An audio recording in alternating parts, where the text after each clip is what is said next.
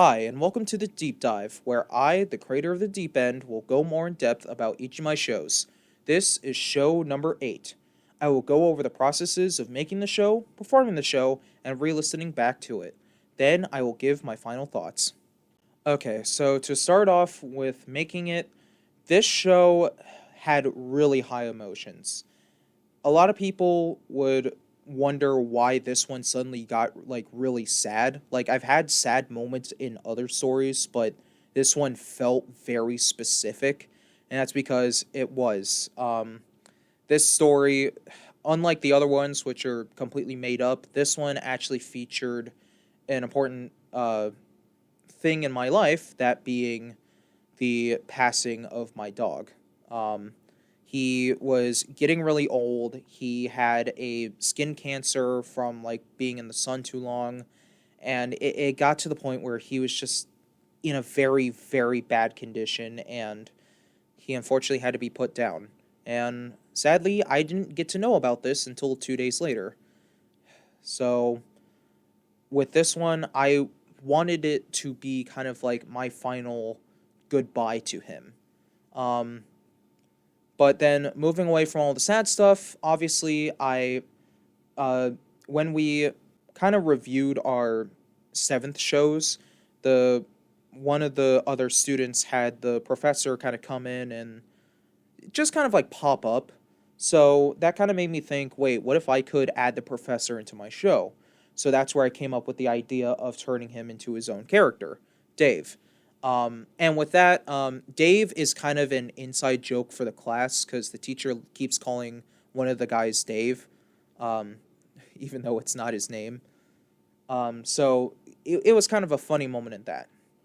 Now, when it came to performing it, I was pretty much playing off of the professor. Now, I had not performed with him before, so I wasn't quite sure how tight we were going to uh, talk back and forth. So that's why there's some moments of dead air in between our speech. Um, Plus, like, I gave him his own script, of course, but sometimes he said it differently, so it kind of took my brain a couple seconds to respond back to him, especially like when he's talking about the lemonade stand.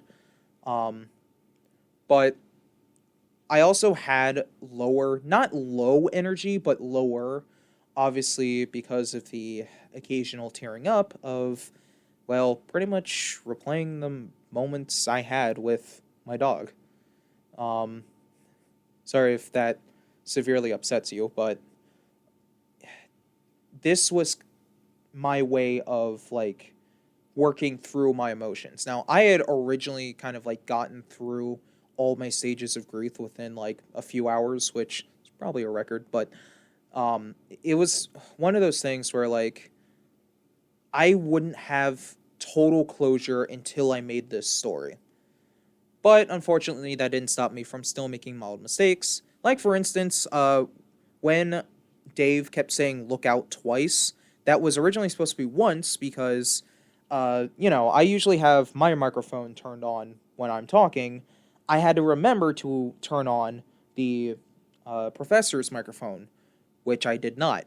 So the first time he said it, luckily was loud enough that you could hear it off of mine.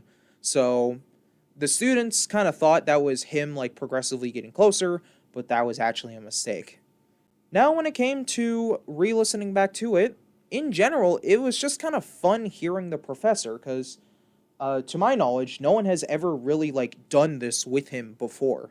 Like, he doesn't just like my idea, he likes that I I think through these things. I didn't just make him a small little cameo. I turned him into a full character. Unfortunately, as Xander said, he was a one shot.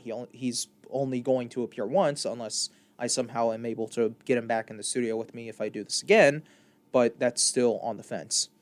Um, Other than that, this is possibly my most favorite for a couple reasons. One, because I thought it was really fun doing it with my professor.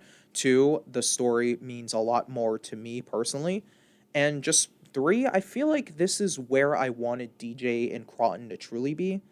Like in the seventh show, I know I kind of overglazed it, but I'm kind of not happy with how I presented Croton. He was a lot more like aggressive, which isn't quite what I wanted him to be like. Even though, he was mad, but it was still like I wanted him to be more of a calmer kind of person. So that kind of leaves this with just, as I was re-listening to it, I was just reminiscing the moments with my dog, mostly in the first section, but I will say Die With a Smile is a really great song.